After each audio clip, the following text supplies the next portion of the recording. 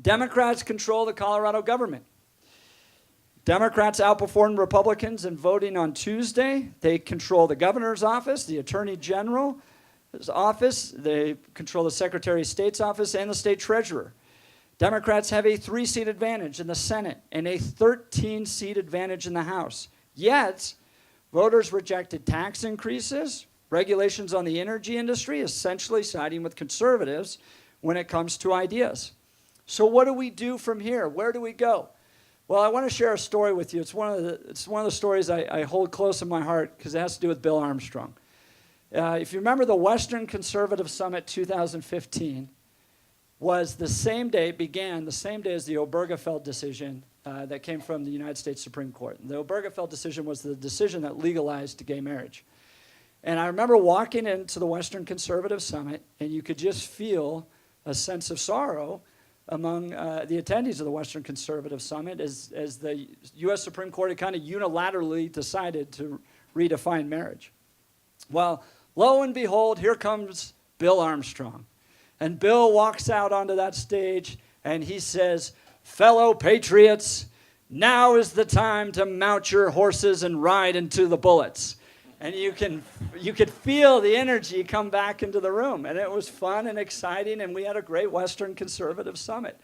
I think what's absolutely critical is that we remember that we have to fight. We have to fight them on every single action item that they're going to bring. And friends, it's going to be liberal, it's going to be aggressive, and it's going to be progressive, and they're going to start immediately. I saw just on my way in, Channel 7's reporting, that they're going to bring forward the red flag bill almost immediately when they get control of the House and the Senate. That was a major, in my opinion, major violation of the Second Amendment. They're going to go after a variety of different issues, everything from religious freedom to higher taxes to higher costs on health care. These are going to be major problems that we're going to face right away, and we have to be ready to fight. Friends, just before this, I went and grabbed some dinner. Anyone see the protesters on Alameda and Kipling? They're out there protesting the fact that President Trump fired Jeff Sessions. Now, what's amazing to me is I have a short memory, but it's not short enough to forget that they all hated Jeff Sessions, and they were calling for him never to be the Attorney General. Now they're all upset that he is being fired from being the Attorney General. But they fight. The point is that they fight on everything. They're out in 30 degrees protesting on Alameda and Kipling. They had protests all over the country today. They engage. They take this seriously. They fight, and we need to be fighting every step of the way. Secondly, we cannot rely upon the media to hold Jared Polis accountable. They won't. They didn't during the campaigns, and they're not going to when he's in office. A great point on this. Just yesterday, Jared Polis was on Channel 9 talking about what he's going to do. And he said this: there are some on both sides that have to realize that they need to separate their own individual moral beliefs from what they believe in the public sphere. Now, there is no interpretation of religious freedom in the First Amendment that agrees with that. We've never had a decision from the U.S. Supreme Court that affirmed that position, that you must leave your religious beliefs at your front door, and when you enter the public square, you can have no religious beliefs. That's just not true. And Jared Polis said that on Channel 9. And do you think he got any questions about that? Have you heard the media ask him about that? It's been over 24 hours. Nothing. We have a governor that fundamentally does not understand religious freedom, and he has no questions or pushback from the media on it.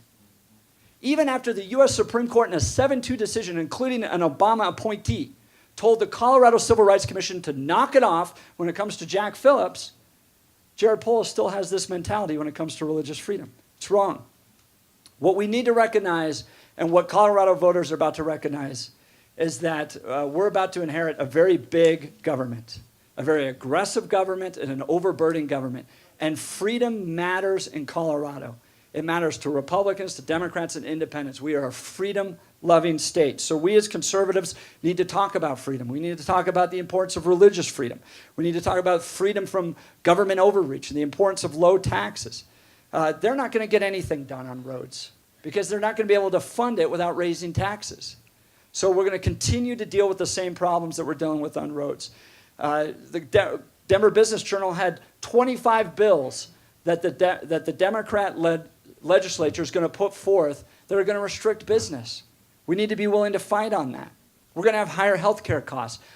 Jared Polis lives in a fantasy land where he thinks if government gets involved, all of a sudden health care costs are going to go lower. We have never had anything ever that has gotten cheaper because the government got involved. It never happens. Why do we think it's going to happen now? So we've got to talk about the importance of freedom of health care, freedom of religion, freedom for all Coloradans. And I also want to point out that, John Hickenlooper is running for president. But I think in many ways, John Hickenlooper was kind of a quintessential Colorado politician, Colorado governor. Because if I asked anybody what John Hickenlooper achieved over the last 8 years, I'd be hard-pressed to find out. There's a lot of shaking their heads in this room. It's hard to figure that out.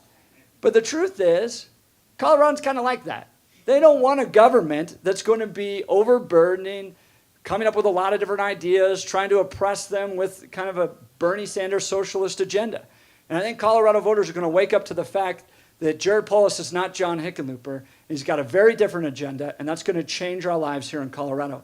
We are a freedom-loving state. Finally, I want to encourage you to join the work of the Centennial Institute. All right, we're gearing up, we're ramping up. This is when our battles are fought. It is our job to drive public policy. We are not in the campaign election business. We are a 501c3. We don't pick candidates. We don't get involved in campaigns. We drive public policy, and right now is when public policy matters. So what are we going to do? One, we're going to strengthen our lobbying efforts at the Capitol. You're going to see a more aggressive conservative voice at the state Capitol. Secondly, we're launching a video podcast series because I am so sick and tired of the media ignoring what the left is doing, painting it rosy. We need to go around them, and we need to start talking the truth about what's happening in the state. Third, we're going to be equipping grassroots activists to take action during the legislative session. The Centennial Institute has been very much an events-oriented organization. We need you to be activists. We're going to be setting up a digital platform where you can contact your state legislators and send messages to them. But we need to be active. We need to have a strong voice. Fourth, we're going to be providing new research on important progressive policies. We need to know what their impact are. And I'm proud to announce that in the coming weeks, the Centennial Institute has been on a big research project, but we're going to announce what the social cost of marijuana has been for the state of Colorado. We're actually going to know what that cost is, and the data is not very good for the marijuana industry.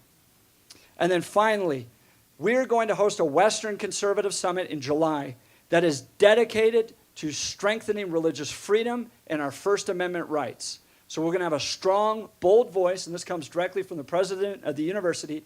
We're going to plant our flag. We're going to have a strong message to the nation that religious freedom is important and that our First Amendment rights are non-negotiable. We're going to stand strong for them. So that's what we're doing. That's what my plan that I think we need to engage on to get our state heading back in the right direction. So, thank you.